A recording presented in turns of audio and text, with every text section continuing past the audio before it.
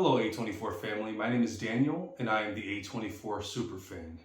On this channel we review everything A24 related, past, present, and future.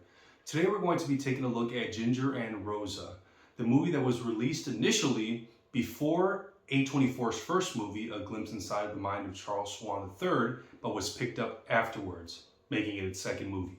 Let's take a look.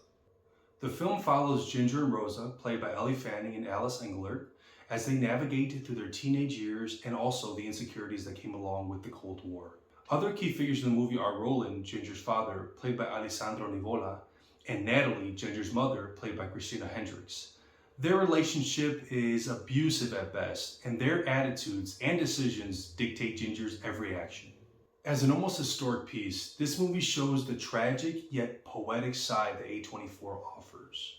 It shows life in a more simple form, though simplicity is not at its core.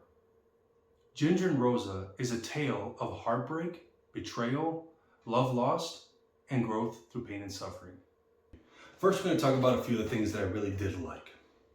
Initially speaking, I didn't come into this movie, at least in the first 30 or 40 odd minutes of this movie, I didn't come into it loving it a lot. There's a lot of things that I disliked. The pace was kind of odd, it was a little slow, but there were a few things that I really did like, two that I'll speak on specifically.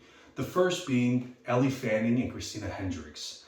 Specific to Ellie Fanning though, she did a great job. The last act of the movie is what saved it for me, honestly, because the earlier parts were not my favorite. The very end of this movie, the last act where the big reveal happened, the way that she came at this portion with the crying and the dealing with the tragic situation and the tragedy she had put upon her shoulders was just sensational. I mean, it was just so great, and it was acted perfectly. Along with Christina Hendricks, throughout the whole movie was a kind of a more of a protagonist character who was very much a stay-at-home mom who didn't open her mouth. Very usual of the time frame, was taking almost a stand for what she believed in and showing that, you know, though a bit dramatic, what she needed to do was being done. So both of those actresses did a sensational job. I really think that they were just great and at the top of their game. Another thing that I really loved about Ginger and Rosa was just the way that it was filmed, the cinematography, so to speak.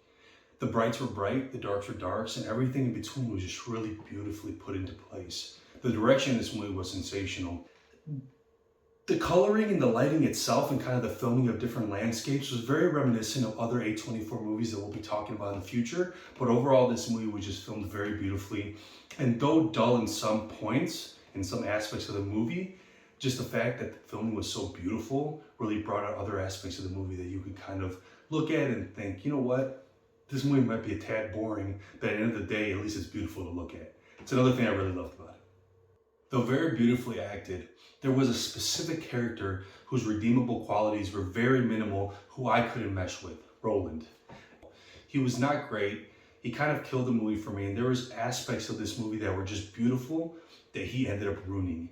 If it wasn't his philosophical why I ended up in prison type demeanor, I may have liked him a little bit more, but for the most part, he was not likable and he was very selfish and took no one else's feelings into account but his own. Even at the end of the movie, when he apologized to Ginger for something he had done, watch the movie if you want to know what, it didn't seem genuine. It seemed very inauthentic and not something that honestly could make me feel for this character at all. He was just kind of a nasty person with a nasty attitude and a very nasty way of carrying himself. So in the end, I didn't like his character at all. And in a way, it was something that I disliked about the movie. Another thing that I did dislike about this movie was the pace of it overall. Though the main part of the story followed the same pace, there was parts of the movie that felt like they were almost thrown in and were added into the plot to make it thicker, specific to the Cold War. There were portions of the movie that were very specific on the Cold War and why it was scaring everybody, and then it would go away for 30 or so odd minutes and come back in pieces. I didn't like how it wasn't a main portion of the movie and how the drama between the family was the main portion, which it should have been, still understandable. But there was always something looming at the end that was the Cold War, and it's almost like it was thrown in there at different times, and it didn't really fit for me. It just felt kind of odd. So that's something that I really also disliked about the film. Now the question that needs to be answered, should you watch Ginger and Rosa and invest some of your time?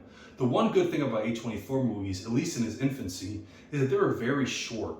An hour and 20 so odd minutes for Ginger and Rosa is not that big of a call and not that big of a calling to actually take time to watch this movie. To say this movie was one of the better A24 movies is blasphemous, to say the least. It's really not the greatest. It's not even in the top 50 for me, but it's not as bad as you would think.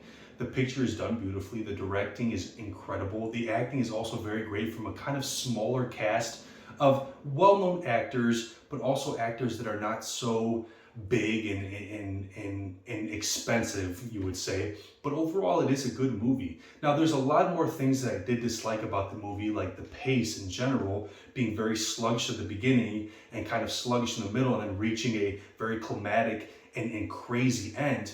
It wasn't really my favorite in terms of pace, but it still wasn't the worst that I've seen from A24. There are some movies that they have that I would not watch again, but still had a good message, but I would not watch again, given the pace, given the directing, given the humor, whatever it could be. So honestly, I would say this movie sits right in the middle ground for me. I would say could watch this movie as background noise. Now, this rating in general is more of a attention span type rating. Should you give a ton of emphasis to this movie if it's on TV? Not really. You can put it on as background noise. You can watch the last 15 minutes of the movie and really get encapsulated by that portion of it. But overall, I don't think it's the best A24 movie, but I don't think it's the worst. So it sits right in the middle ground for me, and I would say this movie is a could watch as background noise. So that's it for today. We're going to talk a little bit more after this. Thank you.